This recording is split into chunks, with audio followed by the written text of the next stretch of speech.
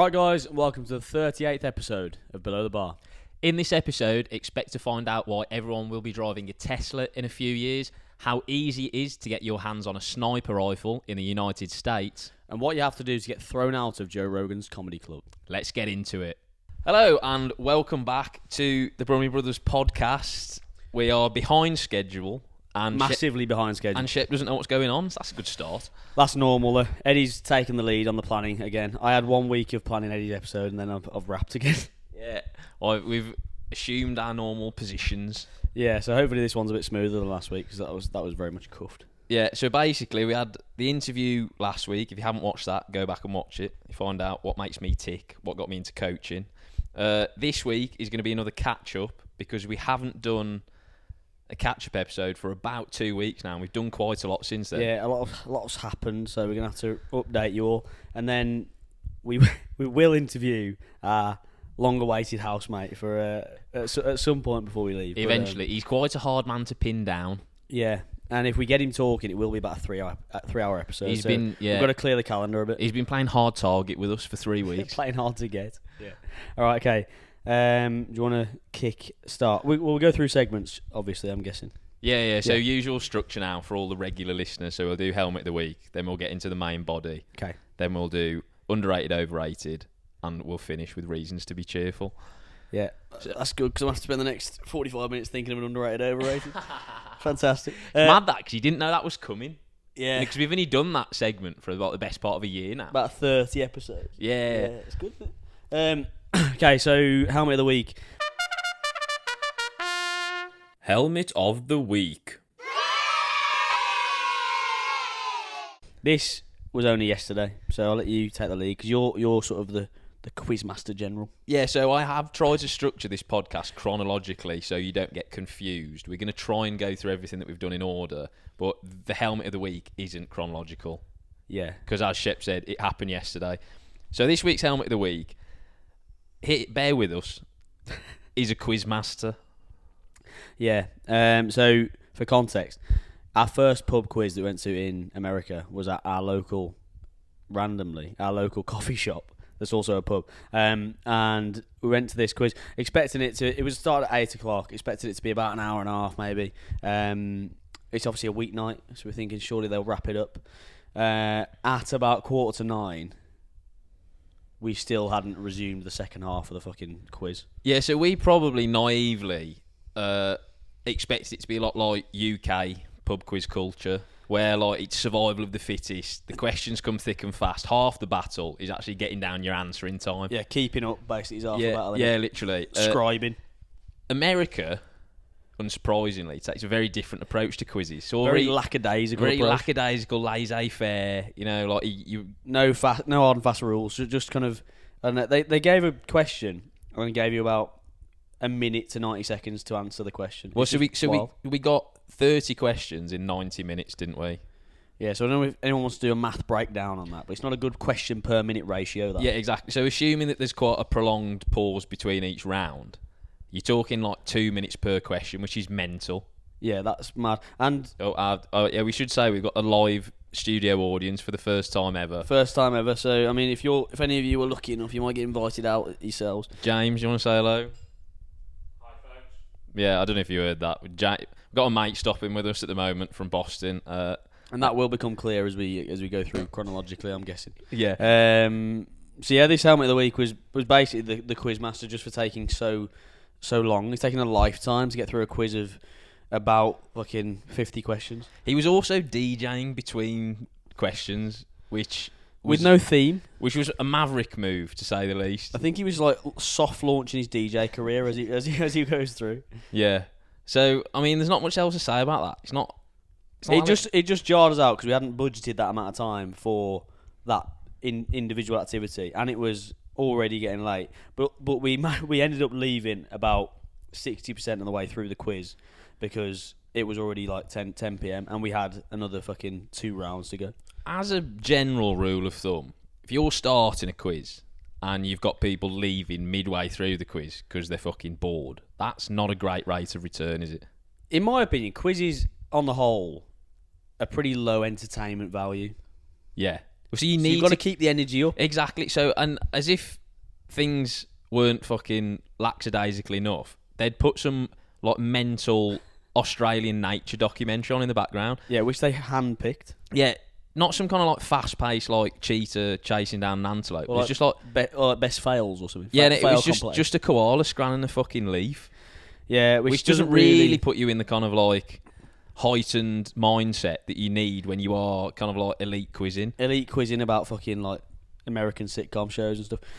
So we won't get into the questions. Some of them were shit as well. But He's already tarred his reputation enough. We don't even need to with his tempo. we don't even need to unpack the question. Yeah, I mean the questions were terrible, but two of them were exactly the same basically, weren't they? yeah, What were? Do you remember that? yeah. So it was which TV station did the show Cops originally air on in one round, and then the round later he basically just repurposed the same question but changed the TV show. So to which we put the same answer for both because we had no idea. Because I only know one US cable network. But we didn't get our answers, Mark. So for my money, we won. That's the best way to do a quiz, really. What you do is you win the first 3 rounds and then kind of like leave, And don't get that confirmed. and then don't win the quiz. It's like you're too cool for like the affirmation. Yeah, well, exactly. Yeah, we had better things to do, unfortunately. Anyway, well, do you want to go through where did you start this? I don't even know. So I started at San Antonio because, to be honest, my memory doesn't go back any further than that. Okay, so this is our NBA appearance. I think We we didn't play. left the last catch-up episode on the premise that we were going to San Antonio to watch the NBA the following week. Okay, So if you've watched the last catch-up episode, this should make sense. okay, and if you haven't, then spoiler alert. we went to see the NBA like 2 Fridays ago or something. Yeah, so we basically took a day trip to San Antonio, which is the 6th most populous city in the US. Yeah, So I'm told. Well, so basically the reason for this, Austin doesn't have any professional sports teams other than a soccer team, who aren't even playing in Austin while we're here. So we've got to go to a American sports event at some point while we're here for 6 weeks. So surely there's one, and the closest thing is San Antonio, which is about a 90-minute drive, about 80 miles away, isn't it? Yeah, which sounds a lot further than it actually is, because in the US, like highways are just straight. It's just point to point, isn't it? Yeah, literally. It's not. It's So like it's literally as the crow flies.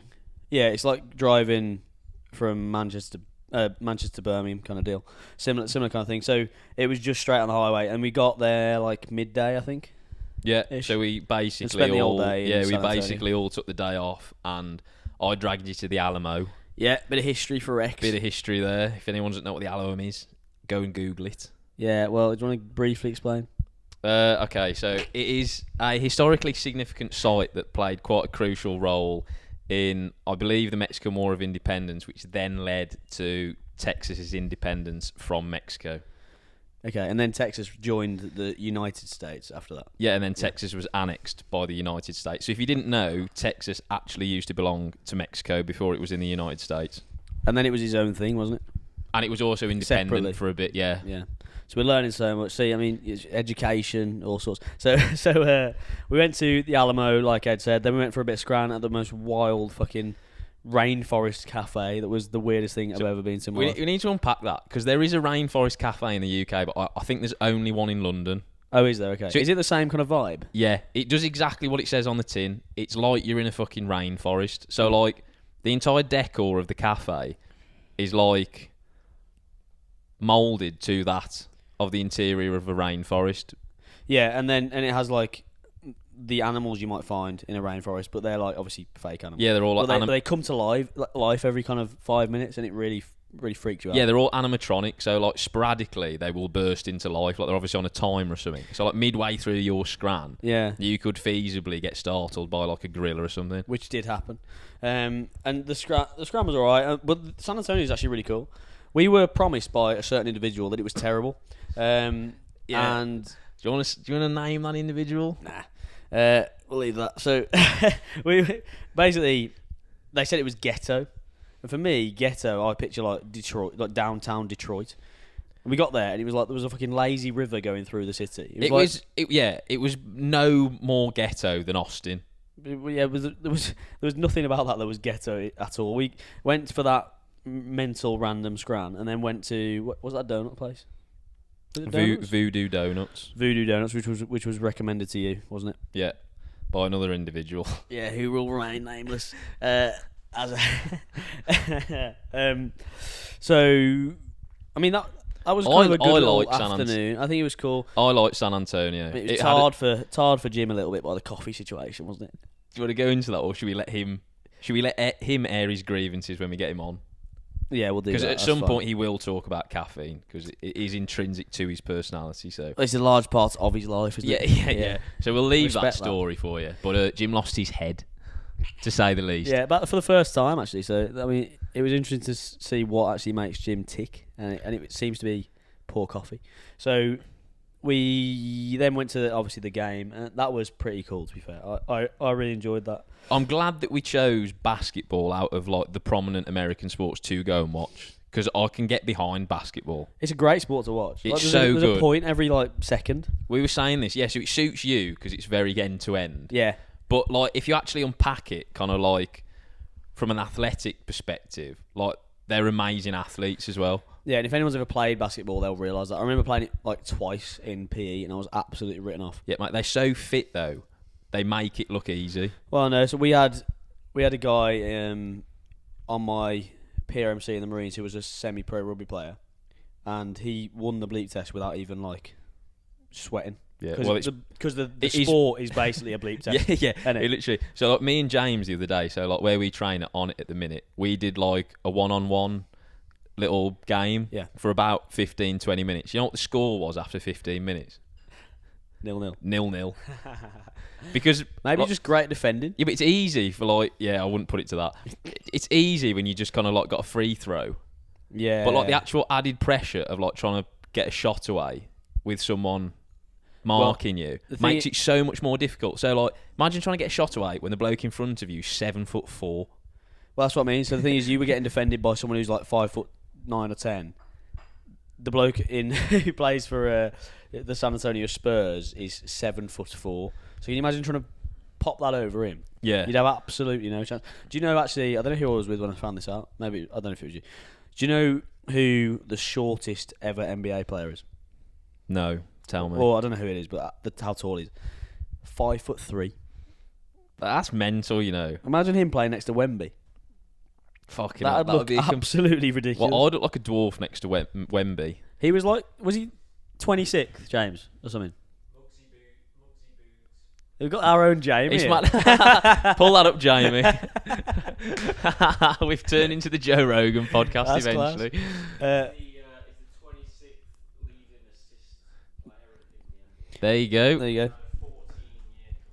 career. 14. That's wild, really, when you think, because all of those players are like over 6'6" that we saw. I think. So imagine just a random 5'3" bloke just milling around. I reckon he just runs through their legs and shit. They probably would get to a point where the rest of the team and opposition are so tall, being a bit shorter actually comes as an advantage. Low centre of gravity, probably quite agile. You can just fucking nip in and out of people. Yeah, I reckon, that assist stat pads that out, but probably shooting isn't maybe his strong point. But like getting into positions, then giving it to the tall bloke. Yeah, I don't think he's got many dunks to his name, put it that way. Yeah, unless he's Ben Simons. Right, okay, so that's San Antonio. Actually, as well, to be fair, so the San Antonio Spurs are like rock bottom of their like conference league this season, I think. Yeah. But I was impressed by the standard, which just shows how fucking good the NBA actually is. Well, yeah, so even if you watch, sometimes in the bars here, you have like college basketball on. Even if you watch that, it looks pretty good. Like they look like they could be pros. So the NBA is obviously a massive step up from that. So like it's super impressive to watch. And like Ed was saying, if you've actually played it a little bit, you realise actually how difficult it is and how easy they make it look. Yeah. They were doing some free throws before they started, and basically they just didn't miss. Yeah. Every single one of them. It's just muscle memory, isn't it? It was wild. So that was a cool experience. If you're ever in America, I would recommend an NBA game. Or if you get the chance in the UK, play some basketball because it's good fizz. Yeah, it's good. Are you going to do that when we get back? I think so. My dad plays on a Friday. Does he? Yeah. There you go. It's a veterans game, so you'll be like that 5'3" guy. Good for my ego, that. Yeah, trust. You still probably lose. Right. Okay. So next. The next section we're moving into is food. Okay. This is an umbrella An umbrella segment term for all the various different scran that we've eaten. Okay, is there any notable mentions for yourself? So I've written down some, but you've obviously scranned more than me, so you can sprinkle a few more on if you want. Okay, cool. So I had a Popeyes. Me and James Oh yeah, had a Popeye. I actually haven't had that yet. Yeah, that's kind of like KFC. Out of 7? Out of 7? Yeah. That's awkward, isn't it? Yeah. Well, In terms of... make you think. Well, I've already said this to you before, so you'll probably laugh. Like, in terms of taste, I'd give it like a 6 or a 7, but it was entirely nutritionally redundant. Yeah, correct. Well, it depends what you're after for that meal, doesn't it? Because if you're there for the nutritional content, then it's probably not ideal. But purely for taste points, then it probably scores quite high. I haven't actually done that yet. Maybe I'll have to go to Popeyes before we leave. You've had a Chick-fil-A though, haven't you? Yeah, Chick-fil-A was okay. It was almost like a Mackey's burger, really. It's kind of the same. Like Popeyes and Chick-fil-A are, well, to my understanding, basically the same thing.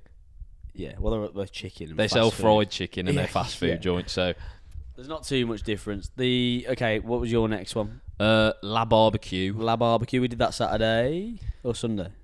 So for the uninitiated, this is basically another kind of upmarket barbecue joint in the same way that like Terry Black's and Pokey Joe's are. Yeah, probably a bit more upmarket than Pokey Joe's. I think Pokey Joe's is a chain, isn't it?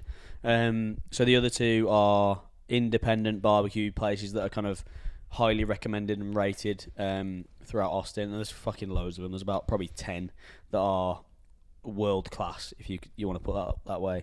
That's how they kind of market themselves anyway. And it was extremely good. Very expensive again. And for what you get, probably, not amazing rate of return. But the only reason they could put their prices so high is because they're kind of world renowned, or certainly like nationally renowned. It was good, but then again, I paid $46 for a glorified hot pork sandwich. Yeah, it's true. Yeah, I definitely got undercharged, mate. Mine was $33. Because we had the same amount of food. I'm pretty sure. We basically had the same thing as well. Well, did you have 2 half-pound things? Yeah. Did you have a half-pound and a quarter pound? Right, so you had less meat. Okay. Maybe that's it. Mate, it's a bit fucking gimmicky that I was thinking about that. It's like how they measure it in pounds. Because if you have something that's kind of like... If you have the brisket or the pulled pork, a lot of that is just fucking moisture anyway. Sauce. Yeah, it's true. It's true. Well... So they fucking... Jim did it right then. He had the fucking turkey, the driest thing on there. Spot. Yeah, so he actually... like bang for buck. Bang for buck, he probably got the best kind of protein return. Bird for buck. Yeah. Yeah, so... I thought the barbecue was really good. I would go back. I think it's probably better than Terry Black's, I would say. Would you agree? So of the 3, I still stand by Pokey Joe's as the top, just because you get good value for money. Yeah. And like the taste is kind of... It's marginally... Yeah, it is marginal. Marginally poorer, but I think for what you actually get, you can look past that. Yeah. I would say it's probably like it's maybe a 15% reduction in taste. And then I would put La Barbecue, because it is good, even though you pay quite a lot. And then right at the very bottom is Terry Black's, mate. That is so overrated. I lost my head in Terry Black. Yeah, it's true. I mean, Eddie's only just recovered from that experience at Terry Black. I laugh about it now, but it did cost me a lot of sleepless nights. So I'm assuming there is more, though. So this is the problem, because now we've only got a few weeks left, and our time is limited. I've basically left a lot of highly recommended food places on the table, which means I'm going to spend a lot of fucking money in the next couple of weeks. Yeah, there's a lot of certain individuals have given you recommendations that are now kind of like backlogged. Yeah, that I haven't been to. You need to get through all of them before we go home. So one notable mention that we have done that was recommended was Pokey, which is obviously poke bowls, but it's like poke bowls in Austin seem to be quite popular anyway. But like normally they're like we went to the other day, that like Chipotle-esque one where it's like a bit like Subway, and you kind of go along the thing and build your own. This one was a little different in terms of it was like a little hole in the wall and you sat outside. But the food was phenomenal. I have to take it. I don't think you've really fucked with Pokeballs. Yeah, so I wasn't privy to this. I was on one of my episodes, so I had to stay at home. We had to leave Eddie at home. But I'm on an in the dark. I'm on an upper today, which is why I'm a bundle of energy. Yeah, exactly. We're gonna get some mushrooms in a minute. So that was cool. I'm gonna have to take you there. Have you had poke before? Have you done that? No. It's basically just cold fish and sushi rice. Basically. Yeah, see, I'm not a massive fan of cold scran. Like, I could take or leave sushi. Well, I can as well. But this is it's very flavoursome and it feels quite healthy. and it feels quite. Is that marketing or is it actually healthy? No, because it's like it's rice and it's good quality salmon and stuff. So it's right. Okay, it does add to it. Is it so like the other poke place that we went to is all very like white, so it kind of like signifies like cleanliness and yeah. Is it a bit like that? Is it a bit wanky? It's very wanky. The place we went to was on the same street as the that. barbecue. Bet you and Jim love that. Yeah, it's we quite did. wanky. It's quite on brand for us, that. Yeah. Cold scrans. You pay more for fucking cold food. You get on board with all that. That's all good, isn't it? Yeah, it's quality, that. So basically, there's one on South Congress that apparently is better that you can sit in, but this one was, like I say, outside, and this one was on the same street as the barbecue. Right. Okay. Yeah. So that was really cool. We then went to this place called Gordo's Donuts. So I have to shout someone out here who won't watch the podcast. It's fine. But so ages ago, the March On crew came to Austin and made some like vloggy sort of videos on YouTube. And Chris Williamson took Ollie March On around his favourite spots basically in Austin. And I just had a little thing. I remembered they took them to like this donut place that looked really good and we hadn't been yet. And it was called Gordo's. And so we drove there after this pokey place because I was having one of my episodes, which is a lot different to one of Eddie's episodes. Mine are ADHD focused and need satiating straight away. And mine are manic depressive episodes where I want to close out the world. Yeah, so we both have our issues. But anyway, we went to this donut place and it was phenomenal. To be honest, I think it was about 1,000 calories for a little donut job, but it was that's mental. It was great. What you got to remember about the United States, generally in terms of cuisine, is that the food is good, but it is basically nutritionally redundant. A lot of it, yeah. So it depends what you look for in food. It's true. If you want to be nourished, you're probably going to miss out. Depends though, because you can get places. You will pay more for it. That's the only thing. So because you can go to like Whole Foods, Trader Joe's, and have decent quality food, you're just going to pay a premium to eat half decent food, which obviously isn't good, but it is still an option. Bit of a broken food system. In fairness, Trader Joe's, for what you pay, is very good. It's basically like a European supermarket. It's like Waitrose, isn't it? Yeah, basically. But yeah. So to kind of give credence to your point, I have been trying to get over 75 kilos in body weight for probably since the beginning of COVID, so 2019, right? After being here for 4.5 weeks, I've put on 4 kilos. That's mental. And I haven't lost any weight. And you're normally pretty good with losing weight, aren't you? So yeah, but you haven't even been eating out that much. Yeah, so I've eaten out, I reckon, about a third as much as you and Jim. Yeah, maybe half. So I reckon for every 3 visits out you two do, I'll come to 1. Yeah, probably, yeah. But because my steps have been in the toilet, as we explained on a previous episode, because you just can't walk anywhere. Yeah. So the only time really you can get your steps in are at the gym on the treadmill. But then when you're at the gym, you want to be getting your other... or like running, or if you go for a dedicated run or whatever. Yeah. Because otherwise you end up going to the gym twice in a day. One to do a walk, and then one to do your actual programmed session, yeah. Yeah, so it's a bit inconvenient, because like we've said it before, like at home you can just step out the door and go and walk. Like I've been to be fair, in the morning, if it's sunny, walking down to the bottom of the road, but it's not the most fucking... Yeah, you say that, and then we actually explain how long the road is. It's like a 5-minute walk. It's about 400 metres, yeah. Yeah. So any more scram places you had noted down? Yes, the Cheesecake Factory. Oh, yeah, okay. I forgot about that. Which needs its airtime. Fucking hell, yeah. Lots to unpack about that. Lots to unpack. In a word, how would you describe the Cheesecake Factory?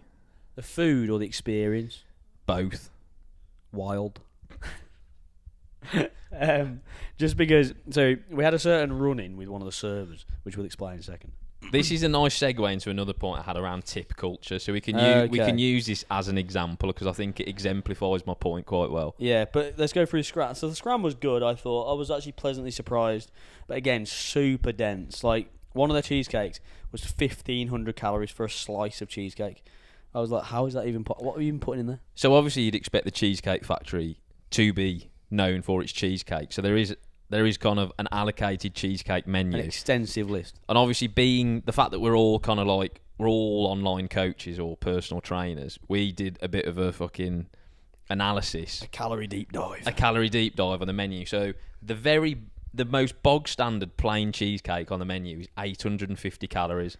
Yes, that's the lean option. That's the lowest hanging fruit. That's the lean option. And there are up to double that, aren't there? Yeah, and at the opposite end of that spectrum, you could go up to virtually 2,000 calories for one slice of cheesecake.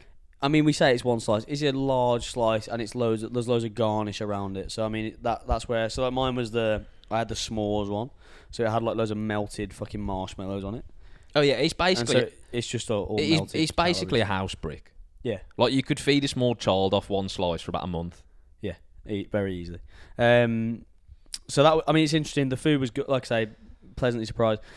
The food was good, wasn't it? So like service. Our actual mains were good. So like if you're in the US, I do recommend the Cheesecake Factory because you can actually get vegetables with your meal.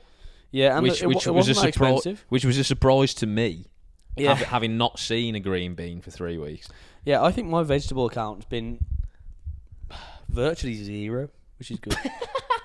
Genuinely. That's good. I said this the other day. That's probably a good reason why you outsource your nutrition. Yeah, exactly. Well, I've had loads of blueberries. That's a win. Bash. Yeah, I've had 0% of my vegetable intake for about 4 weeks, but I've had 400% of my blueberry intake every day. Yeah, exactly that. Yeah, so the service. Do you want to go over the service, mate? Yeah, so if we assume that the food is good and push that to one side, we now need to unpack the service. Yeah. Which, granted, this isn't representative of all Cheesecake Factory staff, but the one that we got lumbered with was a hat.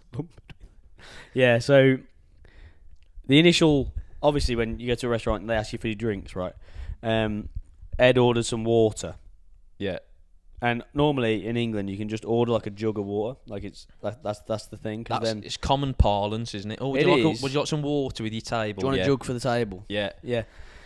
It's not common parlance here because they want you to pay for everything first of all, and that'd be free. And people don't drink water. But what did she say when you said, "Can I have a jug of water, please?" Well, she didn't say anything, did she? She laughed. Yeah, she chuckled to herself. She chuckled to herself. As if it was like a ridiculous request. She chuckled to herself, swiftly followed by a "No, we don't do that." We don't do that. Like it was an absolutely ridiculous request. But this is where it gets confusing, right? Because a few minutes later, she then did proceed to bring over 3 glasses of water. Yeah, but it was her reasoning behind not giving you a jug. Oh, no, we can't give you that because then you just drink it all and I'll have to refill it. Yeah, so she objected to bringing a jug of water on the grounds that she would have to keep refilling the jug periodically throughout our meal. But the alternative to that, which she then did, was give us individual glasses of water, and she would then take them away and fill them up from a jug at her service station individually. Yeah, so she added a middleman. Yeah, she actually made it harder for herself because she was so ingrained in her own school of thought. Yeah, so that was absolutely... It was just the response, like, just the chuckling of it. And then Jim tried to like change something out for gluten-free, and that absolutely blew her mind. Yeah, so she didn't know what gluten-free was. That's good. She worked in a restaurant. I then ordered something which was out of stock, so I was awkward and had the meat aspect of the dish that I chose, but changed the sides of it, which again blew her mind because I don't think anyone had ever done that before. Yeah, it requires more than just like putting a number down on a piece of paper, isn't it? Yeah, it requires actual like explanation. And yeah, so the service wasn't great, and that's an understatement. Yeah. But like this is where we bring ourselves onto tip culture. Yeah, so I'll let you cover this because I think it jars you out far more than me. Yeah, so basically, for anyone that's unaware, in the US it's very standard basically for there just to be like a flat 20% extra onto whatever you're purchasing as a tip. It's ridiculous. And it's like, it's not... you don't have to do it, but if you don't, you will get a very, very kind of stern look. Yeah. It's the unwritten rule, basically, isn't it? So every time, even if you pay with card or with contactless, they'll flip the screen round and it'll have like options. Like it's always on minimum 18%, 22% or whatever, and then 25%. There's options, and then there's the option for a custom tip or no tip.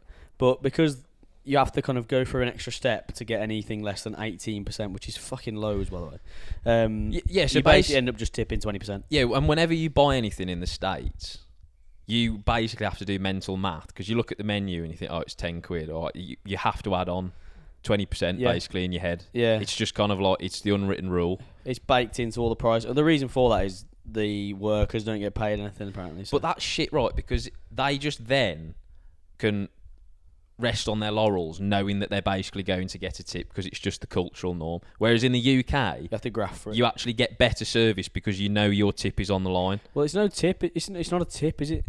It's actually just part of the price. Yeah, that's it's If it's got to be paid, but it's not a stupid. tip. I shouldn't have to pay part of your employees' wages As for a them- customer to your business. for them to then give me a worse service. Yeah, it doesn't make any sense. So if you buy 2 coffees from our local place, but a coffee is quite expensive anyway. Coffee's like $4.70 or something, whatever. $4.70. So it's like £4 basically. Yeah, but if you do 2 coffees and the tip, you end up it's literally $15 for 2 coffees. So it's $7 each. Seven and a half. That's $7.50 So what's that each. like? £10? It's more. It's 12 quid? It's 1.2, so it's probably about 12 quid. Yeah, Fucking hell. £6 a For coffee. 2 like bog standard like. Flat whites. Flat or whatever. whites. Yeah, it's mental. So that's only because of the tip. And so the more you, obviously, that's how percentages work. So the more you pay for something, the more you end up just paying extra. But yeah, so going back to these barbecue places that we've been to, the way that they work is you basically queue up, ask for what you want. It's a bit like dinner time at school, like in the school canteen. Yeah. You queue up, someone serves you, gives you your food, you pay, and then you take it away to a table and serve yourself. So you get your own drink, you get your own cutlery, right? You're still expected to pay 20% tip for that. You've done all of the fucking manual labour yourself. Yeah, I mean, it's genius from their point of view. Because they're getting more money for no reason. Imagine if you went to the Toby Carvery back home. It's a bit like VAT though, isn't it? No, because there's taxes as well. Yeah, but they don't have VAT here. I don't know what tax it is, maybe corp tax. But they don't have VAT in America. But they... Jamie will know. Sales Sales tax. tax. There you There we go. go. See, it's useful having a This one. is great. This is great. Yeah. You've moved up in the world now. You're in. You can send us an invoice later, James. Yeah, so that was With tip. sales tax. I could talk about, unsurprisingly, I could talk about tip culture till Yeah, the I cows mean, come home. It is annoying, but there's just no way around it. Have you been not tipping? Yeah. That's hilarious. That so I shows your am- brazenness. I am the kind of person who is willing to fight over a $1.80 tip, Yeah, just out of principle. yeah, I'm not. So I will just pay extra. I almost, yeah, and certainly if I fancy the girl behind the thing, I'll pay it even more. So Yeah, well, you did spin a dit about your kind of like how you got into coffee, which we won't get into now, but remember to talk about that on the podcast at some point. Yeah. 'Cause it is funny. it exemplifies your deep-rooted insecurities. Deep-rooted need for attention. Right, that's tip culture done. Oh, here we go. Shooting. Oh yeah, You went shooting. I did. Talk about that because I know you love it. Yeah, I went and exercised my masculine urges. Yeah, So- dressed as a gay cowboy. Dressed as someone from Brokeback Mountain. I had to. Can we unpack that, actually? It does Yeah. need some airtime. Yeah. Talk us through the outfit. Yeah, so I wanted to go full redneck. Yeah, it was. I think it was the tucked shirt that like gave it that extra sprinkle of camp. Yeah, I like that though. I thought it was a good look, to be honest. And I just needed a belt. The only thing is I didn't have a belt, so that probably added to it a little bit. But So talk us through the differences between kind of like shooting range culture in the US compared to when we went to one so- in Prague. the word I would use is liberal. It's absolutely mental. So we went to this thing. It's like 35 minutes outside of Austin. We drove there. It's a big ranch, effectively. You walk up, or you park there. You walk up to the office, which isn't an office, but whatever. And they have a guy behind the thing. What are y'all shooting today? And they they kind of give you we'll have a little bit of chat, see what experience you have with firearms. Me and Jim were like, okay, we're both ex-military, and we didn't need to prove that. Are They were y'all veterans? They were just like, okay, cool. So then they gave us this like rule sheet to read out. So basically, the only kind of the only barrier between you shooting and not shooting is your ability to read. So you have to read out loud these 20 rules, literally out loud in the shop, as if you're performing. It says at a certain point. It's like rule 18. Say this out loud to one of the staff. They may not be looking, but they are listening. And it's like, I will not... That's mental. It's That's like like the start of The Simpsons, you know, when Bart's writing out lines on the board. Yeah, it's it like, is, I yeah. will not blow someone's head off at the shooting range. Literally, yeah. It's a mantra. Once you've done that, they're like, okay, well, what do you want to do? Because it's $10 a gun rental. So if you want to rent 5 guns, that's 50. And then you have to rent the ammunition as well. You can rent anything from, there's like 20 pistols on offer and about 10 to 12 rifles or whatever. It's $10 for anything, so it doesn't change. But then the ammo is kind of more expensive for rifle rounds or whatever. Yeah. But long story short, they kind of push you through this thing. You tell them whatever you want to do. You then take the gun with no supervision at all. So they're like, here's your gun, here's your ammo. See you later. Just go and shoot it, bring it back. So they're like, okay, we left the thing on our own with no checks, no safety checks, no fucking warrants or whatever, no kind of certification. And they go, have you got earplugs? No, okay, we'll get them. And there's no like, you have to wear earplugs, you have to wear iPro or whatever. They just let you do what you want. You go and shoot, you bring it back. They give you your next 2 guns. You go and shoot, bring it back. It's like you could quite easily go to that shooting range, give them your, because they take your ID and credit card off you. You could get that weapon, just drive off. They actually made a joke about that. They were like, so yeah, if you take it, then we'll just charge you for it. It's like, what? See, Americans wonder why kids keep shooting up schools. So remember one in Prague that was like in a proper locked up contained thing where they like gave you the weapon and then they were like over your shoulder while you shot it. Do you remember that? Yeah, for reference, in the summer we went to a shooting range in Prague, and it could not be further from what you've just described. So they'll load the weapon for you. They'll only give it you pointing down range so you can fire it. Yeah. And then as soon as you've fired your rounds, they take it back off you immediately. And they're over your shoulder while you're firing. Yeah. This is like, they're stood in the office somewhere, and you just go and do what you want. There's like 8 ranges. At the last point, there was just no one on the range apart from me and Jim shooting this weapon. We could have done anything. Are you loading your own rounds? Yeah. That's fucking mental. So what you do is you get a case. Case has the gun in, the magazine, and the ammunition in a box. You then take it out to the point. You load up your magazine yourself, and then you load the magazines and shoot. Is that just because you're ex-military? Do they trust you, or is that like civvies as well? Potentially. I was going to say, because if I tried to load my own fucking rifle, I would probably end up killing myself. Yeah, well, most people would. Because obviously it only takes you doing one thing wrong, doesn't it? And even, to be fair, even we got like a triple feed that we couldn't clear. And the bloke came out and was like, this is the most dangerous thing I ever deal with. And I was like, great. Well, that's good, because you just fucking left me do my own thing. So that's reassuring. Yeah, literally, he was like, well, thanks for getting us to help you. Because a lot of people just try and clear this themselves. I was like, well, yeah, that's maybe why you should supervise them. Yeah, and then lose a finger. Yeah, quite easily.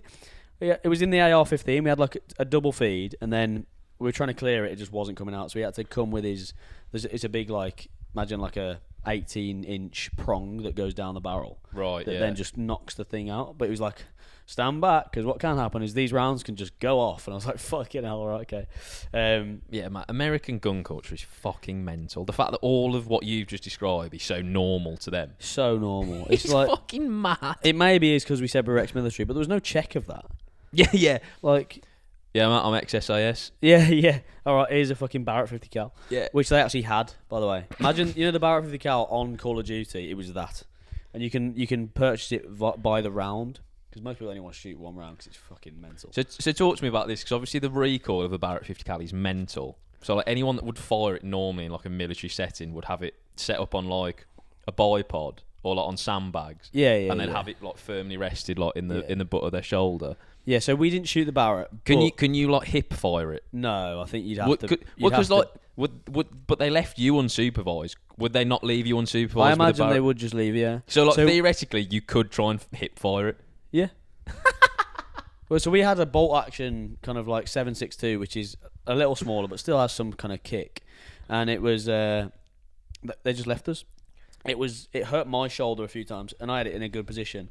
If you were just and we were following the rules, like sitting down and leaning in, or whatever, you could quite easily, because like I said, there was no one on the point by the end. You could quite easily just do what you want. Quick scope, no scope, mate. So it's mental. So we might go back, and it ended up being about $250 between us. So $125 each, which wasn't that bad for like 4 weapons. So 2 pistols, 2 rifles. How much was ours in the Czech Republic? Can you remember? Was it about €125? I think it might have been each. Yeah. We had a lot more weapons, but this is just so much more free and so much more free reign. Yeah, it's quite good. The only thing is you have to like put your own target up and do all that sort of stuff. So it's a bit more admin, but still. Did you have to tip them? I think so. No. No, that's good because you did all the work. Yeah. Oh, actually, we did have to tip. Yeah. Sorry. Here we go. That's I good. keep forgetting. So you've tipped to put your own targets up. Yeah, because they did nothing and load our own weapon. And you know that. Yeah. It was a cool experience though. It's fucking. What's it called? Lone Star Gun Range. Might go back. You probably will. Yeah, dressed as Different. a I was gay going to say cowboy. different pink. Different gay cowboys. Pink Stetson. Yeah. I like them. Arseless chaps. Yeah, and pink cowboy boots to round it off. Yeah. Next. Top Golf. Oh yeah, Top Golf. This was when Eddie was in one of his happiest moments. I was having one of my lows, I believe they call it, for manic depressives. So we went to Top Golf as a 4. I was non-verbal. Eddie was non-verbal. James was loving it because he loves golf. And I got the title of most improved player, basically. So do we need to explain what Top Golf is? Potentially. Could you get Top Golf in the UK, James? Yeah, you can. But for Okay. anyone that's like not familiar with, Think so of it. it's basically like a driving range, but out in the open are targets that you basically have to aim for, and it's all kind of like digitized. So you've got a screen in front of you, and it like Shows you how far you've gone. yeah, and it all gives that you sort of all like all your statistics, like all your breakdown, and like there's interactive games, so you can play like Angry Birds in real life. stuff. Yeah, so it's kind of like Gucci driving range, basically. It's like a driving range for children and people with ADHD, basically. Yeah, so I really liked it because I am both of those things. So have you swung a golf swung a golf club before? Which way do you swing? No, never. Swang. That was the first time I've ever handled a golf club. Okay. Handled a firearm. Have you? Once I got taken to the driving range by Ellie's dad. Right. And I was terrible. Yeah. It was a long time ago. But I was okay by the end. I don't think I'll be taking up golf anytime soon. But at least you could drive it. At least you could actually like drive the ball. Yeah. I couldn't. Well, you were just all arms. I was all bicep. all fucking bicep tendon. But you still got it a decent amount. But I don't have the rotational mobility to swing a golf club. Yeah, you need. So need a bit all of my rotation. power is generated from In about like a quarter of a swing. 40-degree angle sort of Yeah. deal. Yeah, I guess so. It's it was good fun though. We had like 90 minutes, which how much was that, James? 110 for 90 minutes. Okay. Yeah, so 110, and they'll like bring you drinks and food and stuff if you want, so you can make a full thing out of it. So again, I recommend, and they'll be in any major city, I think. The one in Dubai looks pretty sensational. So if you're ever in Dubai, Yeah, crack it. To be fair, the only reason I would want to get good at golf is so I could go to Top Golf and clear the net with a ball. Yeah, that's I've my got goal. no aspirations to be good at the actual game of golf or like get a hole in one or like play off scratch or whatever. I just want to clear the nets at Top Golf. Yeah, all I really care about is the distance. Yeah. The man metrics. Yeah. Yeah. So More pseudo masculinity for you, that isn't it? yeah. I Who can hit it the furthest? Who can hit it the fastest? Who gives a fuck about anything else? Yeah, that's good. Jeremy Clarkson school have thought that. Yeah, more power. Yeah, so that's Top Golf. That moves on to nightlife. This is the last thing I have listed now before we do the roundup with the segments. Okay. Cool. So you've obviously been out more than me because I did Dry Jan. Yeah. I've done one proper night out. Yeah. What's your thoughts? It's all right, to be fair. Like, I'm kind of at the end of my tether with drinking anyway, so I think taking that into consideration, it was pretty good True. because it kept me entertained until about when did I lose interest? When did I check out? Can you remember? About 1:45. Yeah, that's pretty good going. Yeah. That is pretty good going. 'Cause it normally happens about midnight, so For extra 45 minutes out of you in yeah, Austin, mate, that yeah, could have been the fantastic. novelty because everything was new to me. But Yeah, and you had a bit of a booking Bronco to ride in the first bit. yeah, I can get behind And you that, almost actually. rode a real booking Bronco. I got a proposition. Let's put it Yeah. that way. I was not going to take them up on the offer. Yeah, I know. It's I think a few more Mate, drinks. you were involved in the proposition as I well. was invited. I Don't was act involved. like it was just it takes two to tango. According to it took 4. Yeah. Well, if we're going off pure weight distribution. Yeah. Yeah, so I think the nightlife's pretty good. in Austin. I think we So where were we? were quite scathing with it in the first episode, weren't we? Or I was. Yeah, I don't Didn't know. me What, and Jim go out and it was like dead. yeah, Yeah, I think we just. I think like for some reason in January, no one was out. I think everyone in Austin did dry Jan. Everyone in Austin either did dry Jan or just fucking was getting pissed inside because they certainly weren't out. Yeah, I mean I don't know what was going on. So when we haven't done. Oh, we need to cover that. You missed it out. You must have etched that from your memory. What? The mothership.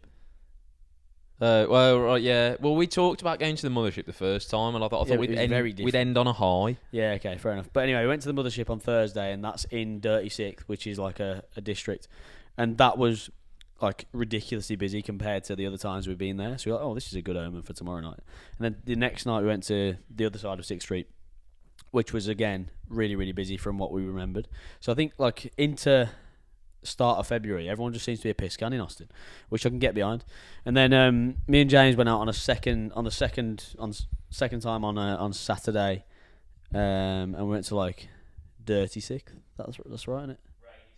Rainy Street, and then Dirty Sixth. Yeah, okay. And then we ran into some sorority girls who hopefully they're not watching, but hopefully are going to get me into a frat party. That'd be fantastic. And fucking me. Yeah. I better be invited. Yeah, So I want to. we'll give it a go. I'm going to give it my best crack. Before. Good did that. Say that you lost your head at a frat party. Yeah, and like kicked off and beat up Zac Efron all that. And like went upstairs to sit in a room on your own because you needed to disassociate because you got overwhelmed. Turned all the lights off, shut all the blinds. Yeah. Yeah, so that might that might be a future dit. People walk in think you're shagging. You're actually just trying to sleep. You actually just sat on the bed. Can you go away, please? I'm watching Band of Brothers.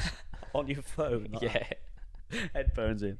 And then so we did to sort of round it up. We did go to the mothership again, Joe Rogan's comedy show, and it was extremely different to our first time there. So it was a different show, wasn't it? So the first time we went, it was Joe Rogan and Friends, which is like the flagship thing that you can go and see, because minimum you're going to go and see Joe Rogan, maximum you're going to see Joe Rogan and all of his mates, and because he's basically brought all the best comics in the US to Austin, chances are you're going to get a good lineup. Yeah. Whereas we went to the Showcase, which is a bit more like new comics kind of coming up. Yeah, trying things. The fucking nutcase. The Sprogs. And a couple of them were really good. The nods. And like 2 or 3 of them were fucking horrendous. I don't know if anyone's been to a comedy club where a comic's absolutely died on his arse. So I've only been to a comedy club. Well, I've only been to a few comedy clubs in my time. In the UK, obviously. And it's quite rare that you see someone like fully die on stage. It might happen like once a show. Yeah. For 50% of the lineup to properly die on stage to the point where it's like tumbleweed awkwardness, that's rare. And we experienced that. Yeah, it is. And the issue is with that comedy club, it's so intimate. Like, as in you're 8 feet away from the bloke performing. It feels like you're involved. At least if you're like in a bigger comedy centre, you could sort of disassociate. You couldn't do that there because it was like, okay, I feel like I'm on stage. It's quite personal, innit? It's like he can see you not enjoying his comedy. I actually couldn't look at one point. Yeah, literally, it's so awkward. It's fucking funny. But like, this isn't us having like a bee in our bonnet. This is them being shit comedians. And also, we need to cover Foghorn Leghorn. Oh shit! Shearer. Yeah, so that was a great nickname. We're good at nicknames, and I nailed that one. Nickname, yeah. So there was again, we touched on this from last time we went to the mothership. US audiences don't know how to react with comedians. They get too involved and they think that they're a part of the show. And this woman took that to the nth degree, didn't she? Yeah. Well, she was engaged by the first one of the first comedians because he was just using her for one of his bits, right?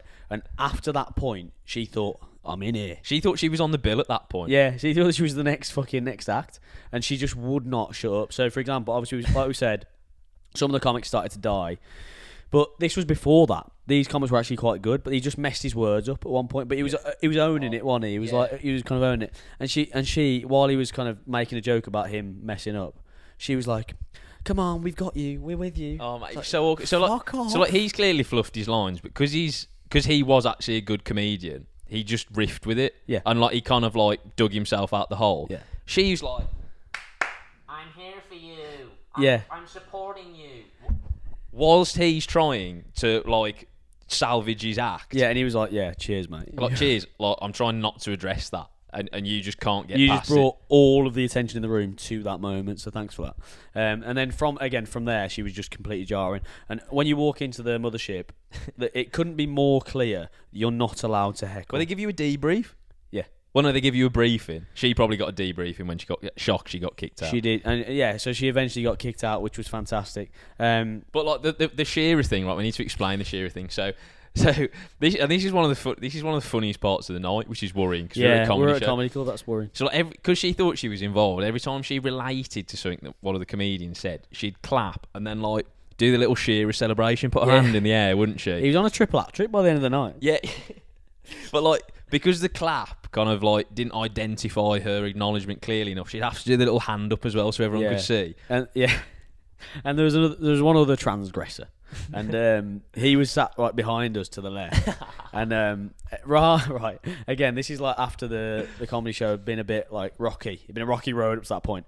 And every time something would be relatively funny, rather than laugh like a normal person, he would just react as follows. He would go, "That's so good. That's so funny." But like, I was like, it's great, right? So he'd wait for like the initial laughs to die down, and then but instead of playing like laughs to laugh, like you used to do at like school assembly, he would then wait for the silence and then go, "Oh my god, that is so funny. That is so good." And I was like, "Oh mate, just." Like, we're at a comedy show. Like, you expect it to be funny. You don't need to acknowledge the humour. Yeah, like you got the joke. We get it. Well done. That's all it is, isn't it? They're saying, "Oh yeah, I got that one. Well done." But yeah. So American comedy audiences again haven't redeemed themselves since last time. So but it did make the show funnier for the wrong reasons. Yeah. So like the comics weren't that great, but because we had these little in jokes between us, laughing at the audience effectively, it did make it funnier. Yeah, it was a good night, but it's just kind of awkward to see people. And there's the anti-Semitic comedian as well. Do you want to touch on him? So this is the guy. This is the guy that died the most, like, and for good reason. Yeah, so I don't really know how to box around this, to be honest. So this is a comedian, and I use that term loosely, who is got some kind of like physical disability whereby he looks a lot younger than he actually is. He's like fucking Benjamin Button, or the reverse of Benjamin Button. Yeah, so he's like, I think he was like 28 or something, but he looked about 14. Yeah, she's got like a growth disorder. You actually said when he came on, "What the fuck?" Which is the politically correct response. Yeah, so this guy, right? So the thing with comedy, right, is if you've got like a distinctive feature, the second you get on stage, you have to acknowledge it. Yeah. As like to dissipate the tension. Yeah, because everyone's thinking it, so you've got to say it. So I said it out loud. I said, "What the fuck is this?" Yeah. He immediately needs to explain himself because otherwise I'm going to assume he's an alien. Yeah, and shock, he didn't. He didn't. So like all the time, it's just hanging in the air, innit? Yeah, he alluded to it. He's like, "Oh, I'm old enough to have sex," but like you haven't that told. That was a great impression. You haven't told me. Like, you haven't explained the context. Like, how are you here? How have you got into comedy? Like, there needs to be something self-deprecating. It wasn't there. Yeah, and so anyway, he did his whole set. It was shit, to be fair. Like, it was kind of dying anyway. And then he was like, "Is it okay with you guys if I try one more joke?" Right. Yeah. So like, obviously, because he hasn't addressed the elephant in the room, the audience has never really got on board with him. Yeah. So like, the awkwardness is built throughout the set. And he was getting annoyed because, like, under his breath, he'd make a joke, the audience wouldn't laugh, and then he'd go, "That was a good joke." Yeah, well, mate. The kind of proxy for a good joke is if people laugh at it. Yeah. So anyway, like, the tension is building throughout his set, and then, like you said, then he was like, "Can I end on a new joke to test out some new material?" And I was like, "Oh, well, I actually got his respect." Then it was like his usual stuff hasn't worked, so he's going to try something new. Try something new. Fair enough. Turns out this was a premeditated attack.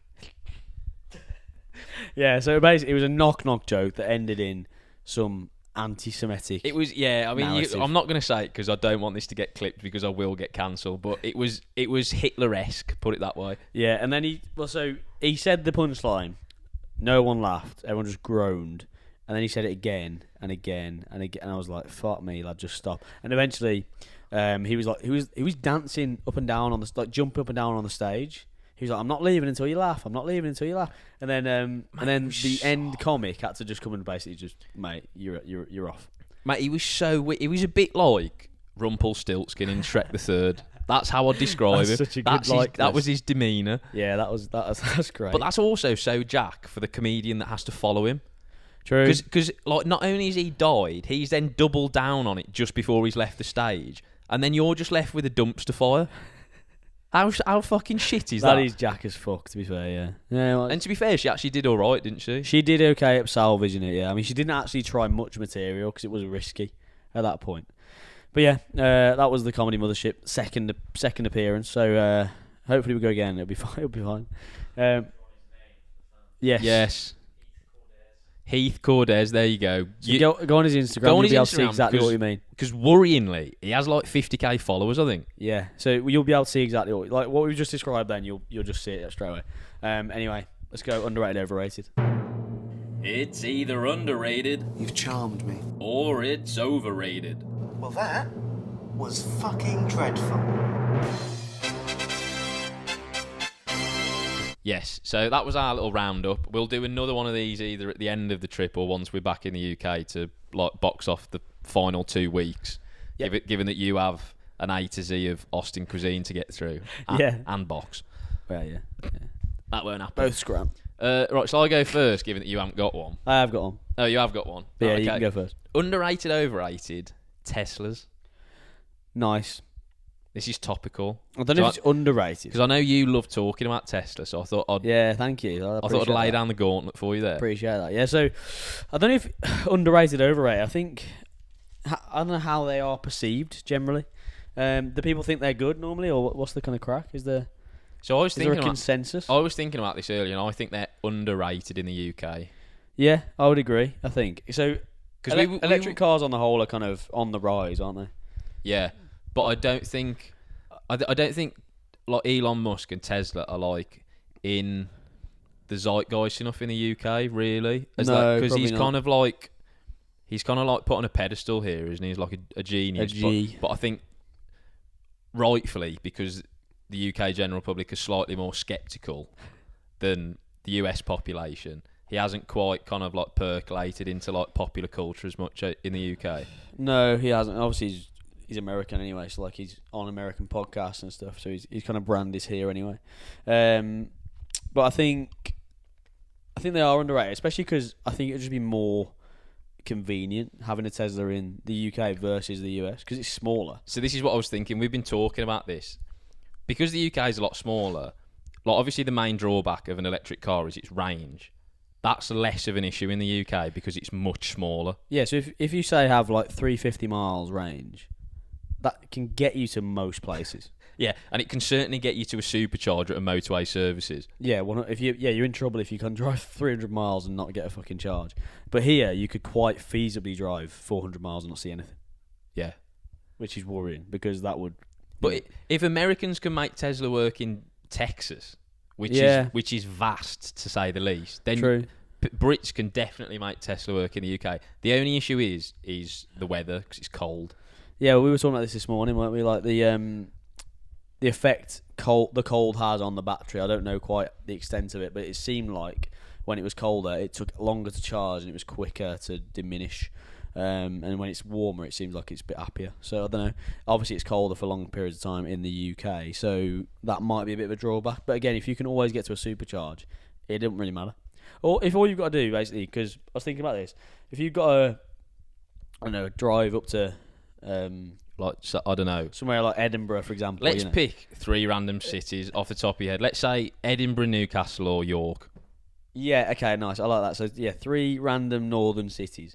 So, you if you're on the way up there and you stop for like 40 minutes just to charge your thing, but you've got Netflix on your car, Yeah. you're laughing, mate. This is what I mean. So I think there's just a bit of ignorance around Tesla at the minute because I don't think the UK public is fully aware of what a Tesla can do. Yeah, so we obviously had one for 4 weeks or whatever and discovered some quite redeeming features.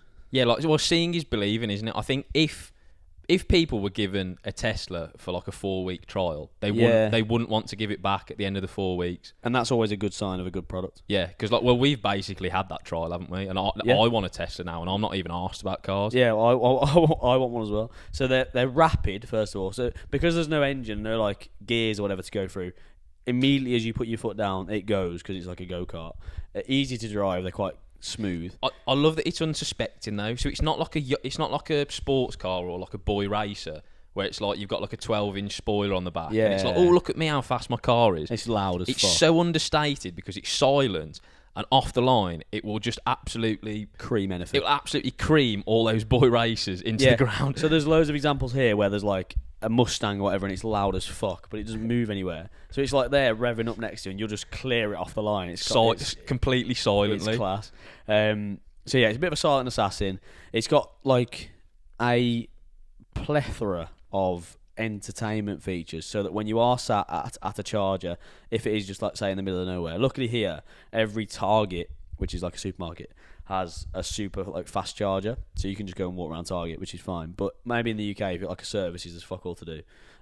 You can literally just sit there and you could watch your favourite Netflix show, you can watch Disney Plus, you can play games on the Tesla. So there's one game that we found which is a like Mario Kart-esque game, and you control the cart with the fucking steering wheel. Yeah, then you brake, mental. And brake with the actual brake pedal. And you brake with the brake. So it's like you are like in a simulator. And obviously the screen's quite big, so you can see what's going on. And the surround sounds, it's wild. And there's another, there's some more jokey features as well. Yeah, they got. I mean, in fairness, like as we said, the major drawback of an electric car is its range and the fact that you have to charge it. So they've obviously sat down, thought about this, and thought, well, we need to keep people entertained. So there's like you said, there's a plethora of games. You can change the horn to deploy fart noises at strangers, which again is great. That's such a genius thing. And it's got like, there's not just one fart noise. No. There's about 20 they've sat there and recorded and uploaded into the Tesla. And then every time you hit it, it's like a different one. It's like great, yeah. We sat there as three grown-ass men, probably laughing at that for about an hour and a half. Well, like to pardon the pun, there is a lot of mileage in fart noises. Yeah, correct. And so that's I think that plugs the main gap for Tesla, like you say, the main drawback is the range, because it's quick. They're not hugely expensive, although they can get quite mad if you add in all the bells and whistles. I think it will come with time in the UK. I just think they've been around for a bit longer, or like have been more commonly available in the US, and it's just more in like the public discourse. And also, if you have a business, there's a tax advantage. I think I need to look into that. Don't know how it works. But yeah, I think Tesla in the UK Yeah, underrated. I would agree. And in the US, rated, because everyone drives them. Yeah. Okay, cool. So mine is underrated, overrated. Slides in bars. Oh, that's a good one. Very niche, because no one in the UK will be able to relate to this. No, not at all. Unless you got pissed in a fucking soft play centre recently. Yeah, so like that's a Peep Show episode, isn't it? Yeah. So here in two of the bars we've been in, I think it's got a bit of a feature in Texas for some reason. There was like a legit slide in the middle of a bar. So from the upstairs, obviously upstairs to downstairs, you could travel there down a slide, which is such a crazy idea. And obviously couldn't really, like you were saying, couldn't really work in the UK because you Brits would just take the piss. Yeah, we need to unpack this, don't we? Because obviously at face value, everyone can get on board with slides in bars. Yeah. It's great. It's a bit like communism. At face value, everyone can get on board with it. Yeah. But if you actually unpack it in the context of Britain, it wouldn't work, because we are devilishly mischievous. Yeah, so people would be pissing down it, you'd be like starting scraps, you'd be like kicking someone down the fucking slide and stuff. Yeah, it would be carnage, mate. So imagine if, let's say, for example, there were slides in, I don't know... Spoons. Well, not spoons, a bit more upmarket. Like the kind of place you go for bottomless brunch.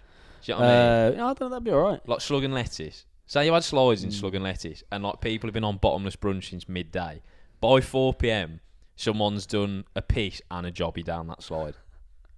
I don't know if you're... by 11, maybe. It's closed.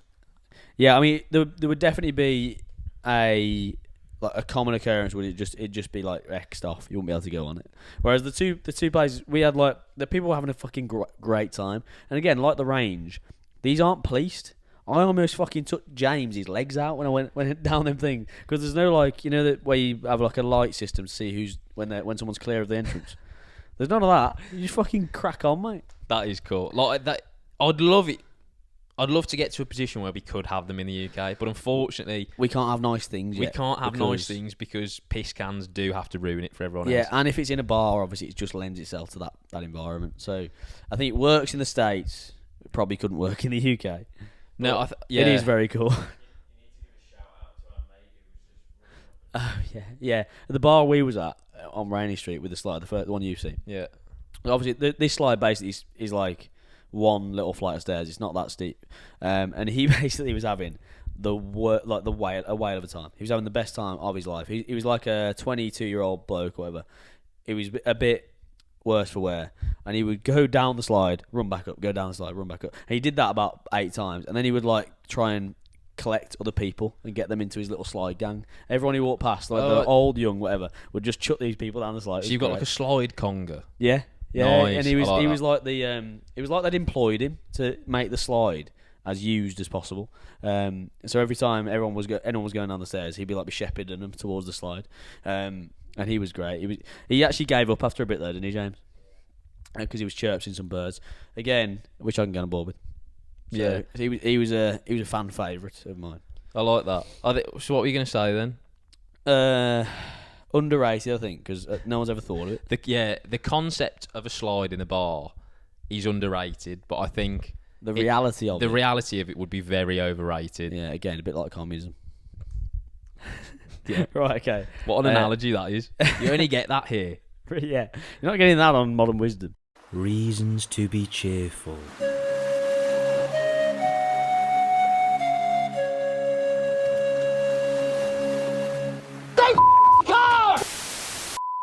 So, reason to be cheerful? Reasons to be cheerful. Are you privy to this? No. Right, okay. It's a pretty simple one, but it's worth some airtime.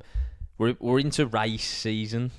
Okay. So I thought given that we are broadly a fitness podcast, I thought we should actually talk about fitness at some point. Very broadly. Yeah. So, race season in terms of high rocks and stuff? In terms of anything, as I think we talked about this even may have been a reason to be cheerful before, but we'll do it again. So through December and January, a lot of races in the UK dry up because of the weather. Yeah. And then come February, springtime, they kind of start to open up again, basically. Yeah, so half marathons. The marathon season is certainly April through to August. It's approaching, yeah. Yeah, and then the high rocks and affects that we're kind of getting involved with hopefully this year are going to be coming thick and fast now. There's loads of high rocks around. High rocks seems to be so popular recently. Yeah. It's mental, isn't it? But what was the point of this was I was trying to put it through the lens of fitness is that we're kind of past the January lull now. Yeah. And things are starting to surface on the horizon that you can look forward to. True, And so you can have a little bit of a... As we always like to say, you're never more than 12 weeks away from accomplishing something pretty impressive. True. So if you want to lock in and put something in the diary 12 weeks ahead of time, you can actually probably have a look now and actually get something that is quite exciting and quite challenging in 12 weeks to start a little training program for. And that can be anything. High Rocks is a good one, I think, if you're starting out, because you can do so many iterations of it and still feel like you've accomplished something. Even if you wanted to do doubles open, which is I think the most scaled version, there might be one below that. You could you could get round it in an hour and 45 minutes. Yeah. And still feel like you've accomplished something huge, because it's a huge event. There'll be loads of support there. You'll still feel like you've done a really cool sporting challenge, which you have. And so if you're kind of out of it at the moment, you had a bit of a December, January period off, then you could quite easily get into that and probably surprise yourself with a little bit of a performance goal. Yeah, 100%. If you stagnated a bit in January, or you didn't quite get into your groove with the resolutions that you set, then get a race in the calendar, because that will hold you accountable. And like you said, do doubles or something, because then you're doing it with someone else. Well, exactly that. Yeah. So the reason High Rocks Pairs is so good is because you get to carve the work, which is obviously more accessible for people. The weights are fairly manageable for most, and like you said, you get to do it with a partner, so you can hold each other accountable to the process. And then when you're actually on the floor, you can have a bit of a camaraderie thing together. Yeah, and like we said before, I won't go on too much about this. We'll get this wrapped up now. But we've talking about High Rocks before, about how it's good for beginners because all the movements are accessible and you're not doing too much of one thing. Yeah, so you've got to run 8 kilometers. So as long as you can do that as like a lowest hanging fruit, you can pretty much do it. Yeah, but it is bearable because 8 kilometres to a lot of people would probably seem quite overwhelming. But because each kilometre is punctuated with a different exercise station. Yeah, you basically mentally only have to get through 1k. Yeah, which is great. Yeah. So High Rocks is the recommendation for anyone who, to be fair, anyone, because even if you're advanced, you can go to a different category and you'll still be challenged. So yeah, like it's quite cool. We still want to do it. Not saying that we're advanced, but like we're further into our fitness journey than a lot of people, aren't we? Yeah, so we'll be doing the Open Pro one or whatever. At some point. See, what's happened here is, just to give you a bit of a background into our terrible fucking admin. We've told everyone and have gobbed off for months now that we will be doing a High Rocks in kind of like March, April time. But because we didn't actually have the foresight to book it, we now can't get onto one. Yeah, they're now all sold out. So unless you want to do it in Mexico City. Yeah. If anyone's got any High Rocks tickets available, then let us know. Yeah, that's a good segment, actually. Yeah, so if you do have any High Rocks doubles tickets available, please send them our way for around like late April time. Yeah, so that'd be great because, like you say, we can't find one, which is and we have gobbed off about how we are doing one. So yeah, we're gonna have to do it somehow. Gonna end up with pie on my face. Right. Big cream pie. Yeah, your favourite that. It's one for the parents. Yeah. Your mum asking your brother what a cream pie is. We can only hope that Kath stopped listening at this point. I'm sure she has. Yeah. If she hasn't, hello, Kath. Right. Okay, we'll leave you. Is that it? That's all we had. It. That's all we had. Okay, so next week, right? The next week will either be the long-anticipated interview of Sir Jim Galvin, yeah, or a Lift in the Lid X-rated Q&A special. Okay, so we've got 2 planned, which is good. Yeah, we will probably record both of them in the days following this, but for the audience, I'm not sure which one they'll get first. But expect one of them. Well, that's a reason to stay tuned, because you don't know which one you're going to get. Exactly. We like to keep you on tenterhooks here. Yeah. But yeah, if you haven't already, like, comment, subscribe, all the usual gubbins. If you haven't fallen asleep. If you have, then boo. We'll see you next week. On Monday, hopefully.